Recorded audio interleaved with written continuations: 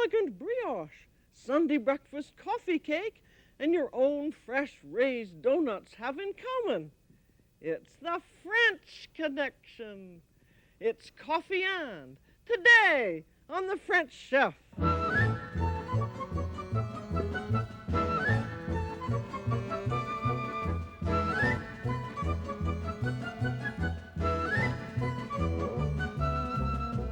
The French Chef is made possible by a grant from the Polaroid Corporation.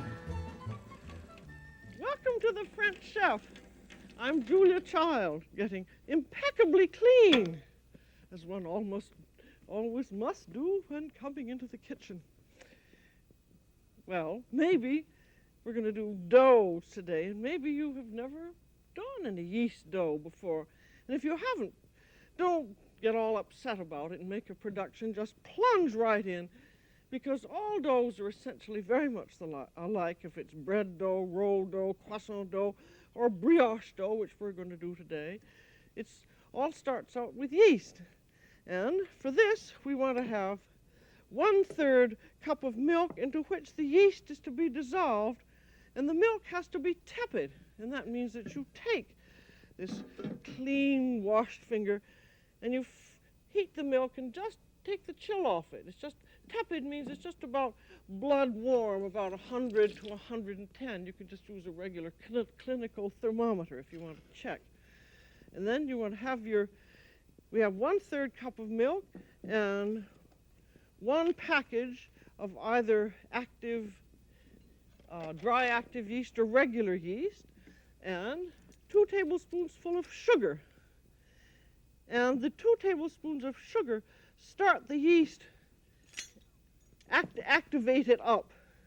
And you've got to have the yeast completely dissolved. And also, for this recipe, it's good to have it become foamy and active. And the sugar immediately gives the yeast something to feed upon, so everything starts eating and multiplying right away. And in about 5 or 6 minutes, it'll begin to foam up. Can you see how foamy that is? And you want to stir it around and make absolutely sure that every single particle of the yeast has dissolved, because if it hasn't dissolved, it's not going to do you any good in the dough. So just remember that's about 4 or 5 minutes, or 6 minutes, or 7 minutes. But as soon as it's foamed up and you stir it around and everything is dissolved, you're ready to go.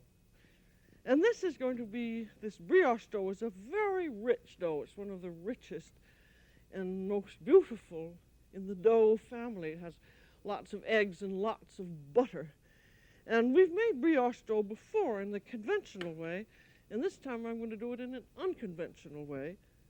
We're going to start out with a batter or starter, and this makes the dough rise faster, and I like the results very much, and I think you will too. Otherwise, the conventional way just takes an awful lot of time. And now we're going to start out with 2 eggs, and if the eggs are chilled, you want to beat them in a little metal bowl in some very hot water. Because if the eggs are chilled, that immediately will slow down the yeast action, and what we want is to have everything go pretty fast. So beat it around and put in your finger again, and just as soon as the chill is off the eggs, they're ready to go into the batter. What you want to be very careful about with yeast is that you can't kill it by cold, but you can kill it by heat. So be very careful that everything is just about blood temperature that goes in. And now we're going to start out with the batter. And these eggs go in to a nice big bowl. And a bowl that's fairly straight-sided is a good one to have, because it allows the dough to rise nicely. If the bowl is too wide, the yeast has to huff and puff to begin to push things up. Now there goes our dissolved yeast and our 2 eggs. And then we're going to have some flour. And this again is feeding the yeast so that everything is going to go fast. Now when you measure flour, that's just a dry measure cup, and dip it into your flour container and then sweep off even with the cup with a spatula. So that's the way you measure flour for these recipes. And put about 3/4 of a cup in at first. We're going to have 3½ cups of flour in all, so if there's your 1 cup, then just start stirring it around. And we want to make a thick batter, rather like a pancake batter. I can see that whole 1 cup is going to go in.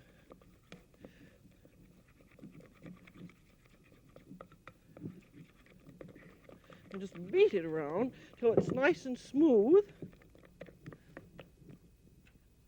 And you can see there are no lumps in it, and it is very much like a very thick pancake batter. And then clean down the sides of the bowl with your rubber scraper.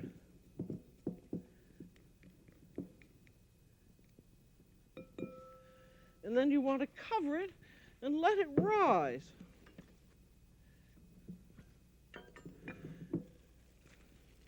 There, you cover it and you let it rise.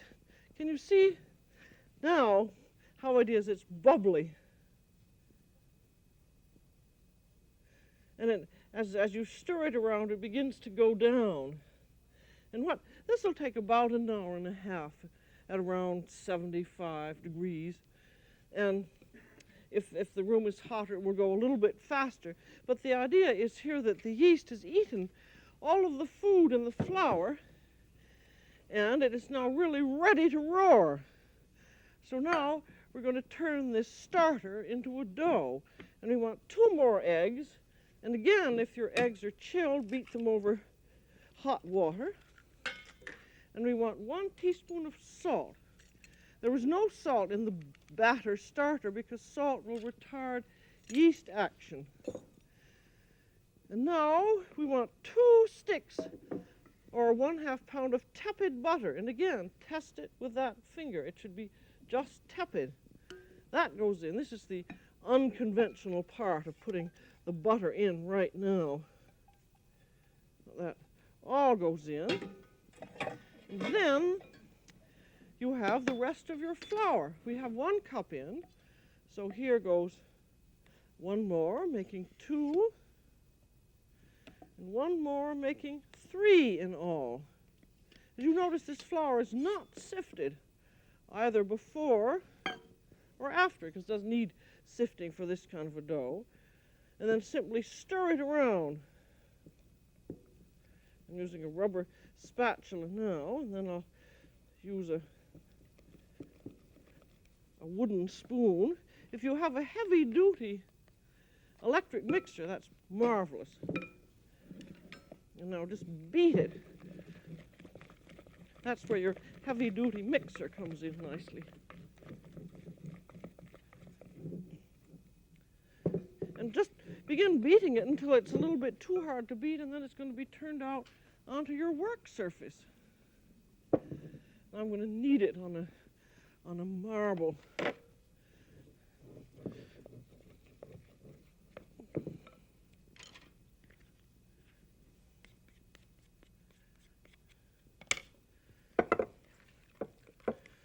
And then turn it out onto your marble, and then you should let it rest for about 5 minutes to let the butter harden up. I've got to get a little more flour here. We're supposed to have 3½ cups in all. I'll say that now you have let it rest so that the butter has absorbed and also has begun to harden a little bit in the dough. And then you still have your 1/2 cup of flour and start kneading it in. You see, because you have the melted butter in, your dough is a little soft and sticky. And it also looks a little bit oily because of the melted butter. But I like this method because I think it's fast. I've tried it doubling the recipe using 2 pounds of flour, and I don't think it works as well. And then pick the dough up and begin slapping it down. This is the same method we've used almost always. Kneading with the heel of your hand to keep the butter from getting too soft again once it's begun to firm up in the dough. And what you're kneading for is to make the dough perfectly smooth. So keep on with the heel of your hand. And you can feel when you push it with the heel of your hand whether the dough is smooth. If there are any little lumps in it, you'll have to knead some more. And if the dough begins to get too oily, just stop and even refrigerate it for 10 or 15 minutes and then continue kneading. But because these doughs are very soft in texture, all the French doughs, you can see how soft that is. The kneading goes very quickly because of the softness. What you're trying to do in kneading is to get all of the flour particles joined together, the gluten particularly. So after it has a nice soft texture like that, let it rest a few minutes more, then give it a final kneading and put it into a clean bowl and sprinkle it with a little bit of flour. And then you want to let it rise until it's about triple. Cover it with a piece of plastic and a bath towel and set it at about 75 degrees if you can. And it'll take probably about 3 hours, 2.5 to 3 hours to rise. You don't want it to rise too fast. So that if you can have it take 3 hours, you're going to have a better textured dough. And when it is finished rising, there it is. See, there's risen about 3 times. And look at that. Can you feel it's not the amount of time it takes, it's how it feels. That is soft, it's puffy, and it has a lovely texture. Then turn it out onto your board. And then you're going to flatten it out and chill it.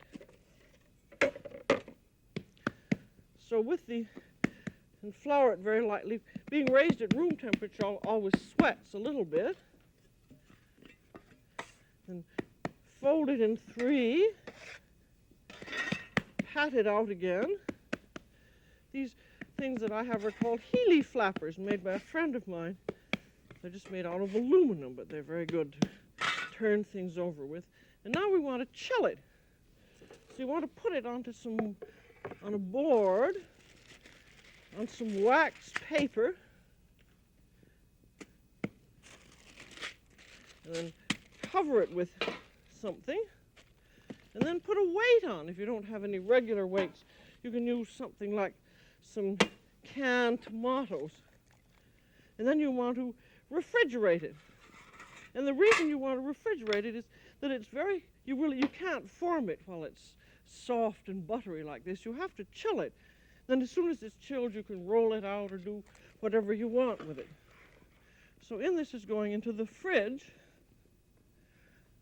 And I will come out with some ready chilled dough.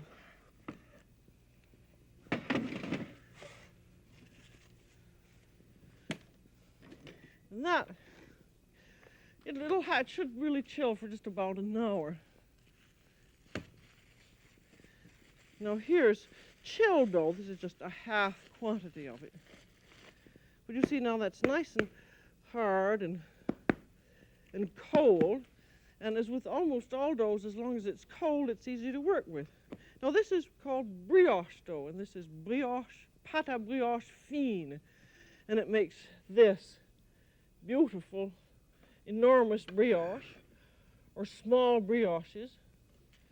But we've already done brioche, so I'm not going to do the brioche again because we've done it, and I think it's too bad to just confine this wonderful dough to brioche alone. So what we're going to do is coffee cake, like this. This is a coffee ring. And we're also going to do raised doughnuts. If you've never had homemade raised doughnuts out of brioche dough, you have to live. Now you have to beat the dough out because it's cold. I'm just going to do a token, so I'm just going to do half of this.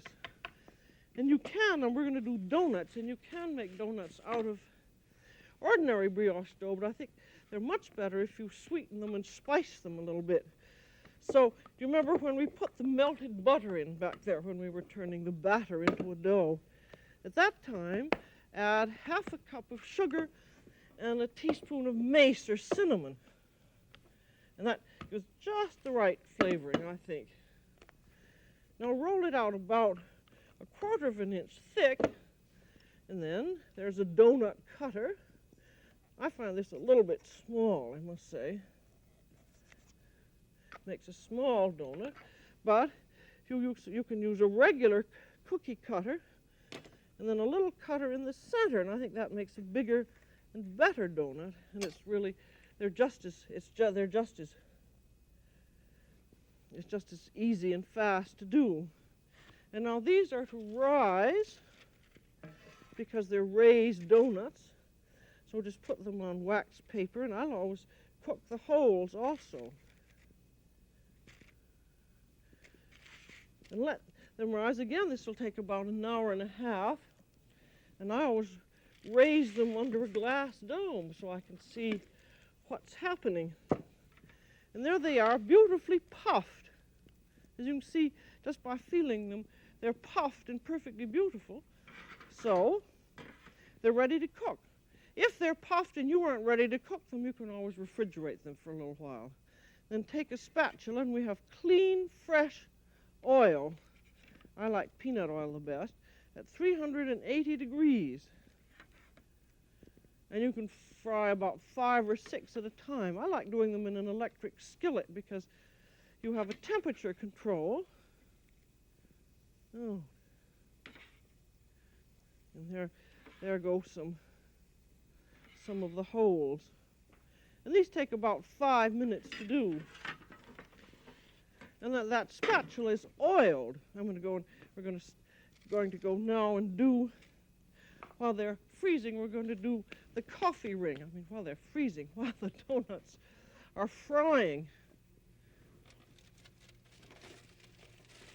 Because the coffee cake can be made out of exactly the same brioche dough.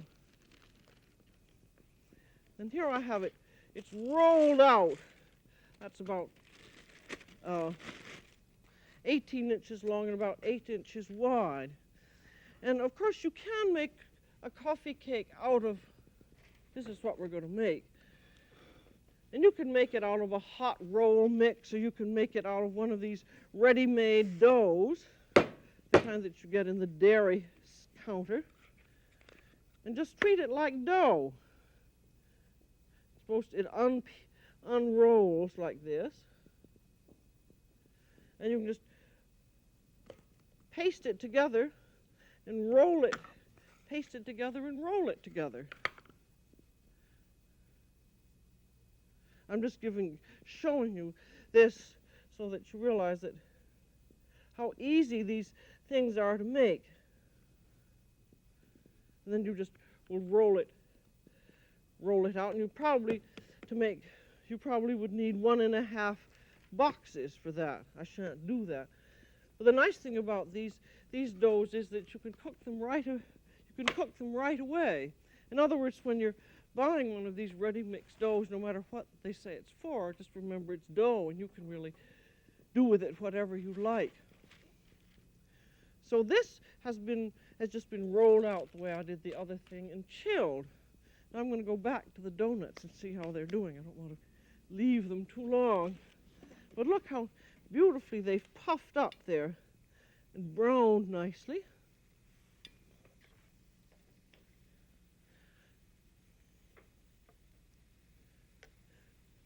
I've also found that in making the donuts, if you don't have some sugar in the dough, they don't brown very nicely. You just have to keep turning the holes around a little bit, or else you can have them partially black and white. Now I shall go back to the coffee cake. And the coffee cake has a filling, which is a very simple one, which I like very much. It's This is 1.5 cups of chopped walnuts and 1 cup of dark brown sugar and 1 teaspoon of cinnamon, 1/2 teaspoon of mace, and 1 cup of currants. And then I've got enough, that's enough for 2 coffee rings. And if you don't use all the filling, you can refrigerate or freeze it and use it another time. And then spread it on and press it in.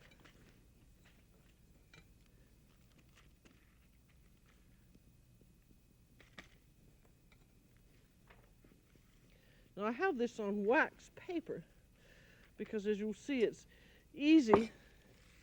It's quite easy to roll. If you're using a ready-mix dough, paint the dough with butter before you put the filling on. But when you're using one of these beautiful French brioche doughs, you don't need any more butter because you've already got it in the dough. Now I'm going to roll it up so the seam is on the bottom. And now I'm going to form it on a no-stick baking sheet. I'm very pro no-stick. See, now there you have it formed into a circle, a giant donut. And then just push the 2 ends together.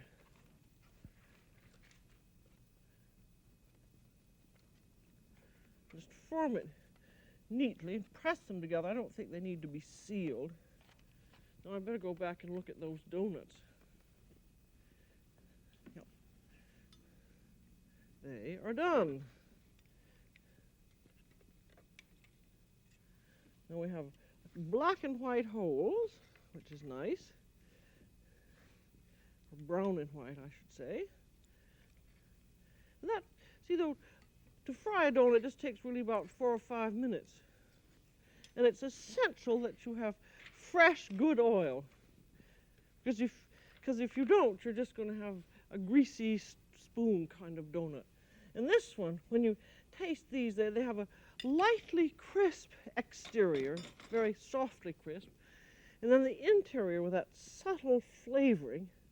This is powdered sugar going on, of mace and sugar, and then the fresh oil, and then this very sort of delicate buttery dough. It's really, I think it's the best donut I ever had in my life. Not that I'm praising my own cooking, because it's not my idea, but it's just a very, very good dough. Now, as you notice, this coffee ring, this one I filled rather loosely, and so has made a rather floppy coffee ring. But you notice these are petals that come out in the design, and you make the petals by cutting the dough. And these petals aren't going to be as big because I've put less filling on and was a little neater. So you take a pair of scissors and you want to make slanting slashes 2/3 the way down the dough, about 1 inch apart, and you want to make an even number of them. There's 1, 2, 3, 4, 5, 6. You'll see why you want an even. 7, 8, 9, 10, 11, 12. And now you just turn, to make the petals, you just turn these flaps in and out. One is out, one is in. Turn out, turn in.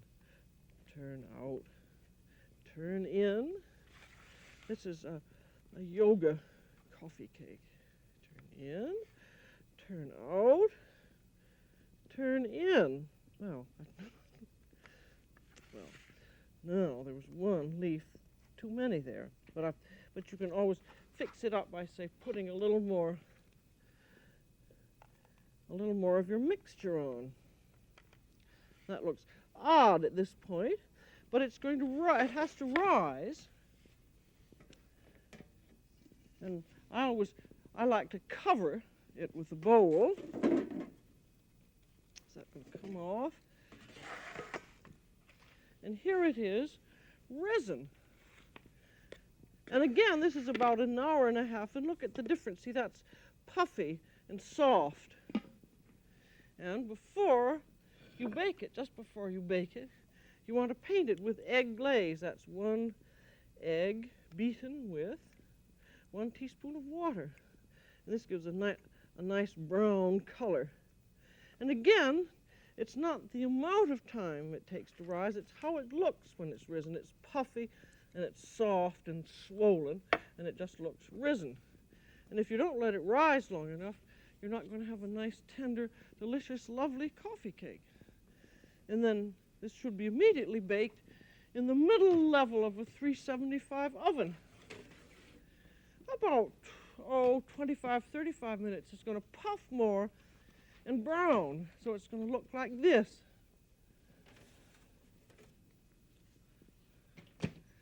There you are. See, that's puffed and it's brown.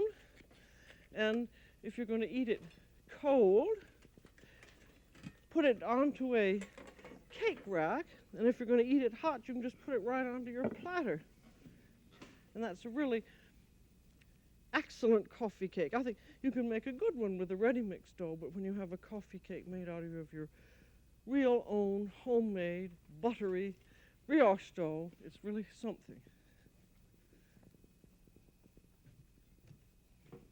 Now we're having a coffee meeting at our house, and we have our donuts, and using the same dough, we have some cheese-filled Danish, which is made out of the brioche dough. Here's some apple-filled individual Danish things, and here's a little Danish cinnamon roll, which is just rolled as it was made for the coffee ring, but just cut across. And then here's a wonderful kind of a braided thing that you can either fill with cheese or with an apple filling.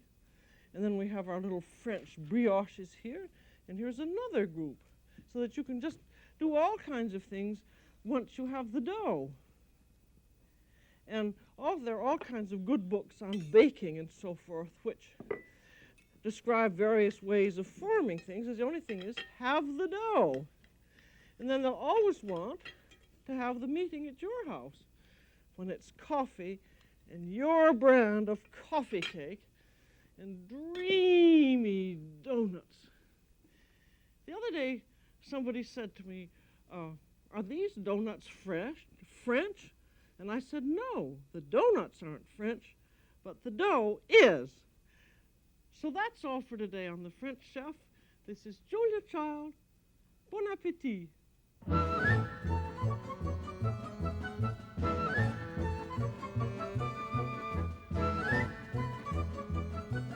The French Chef has been made possible by a grant from the Polaroid Corporation.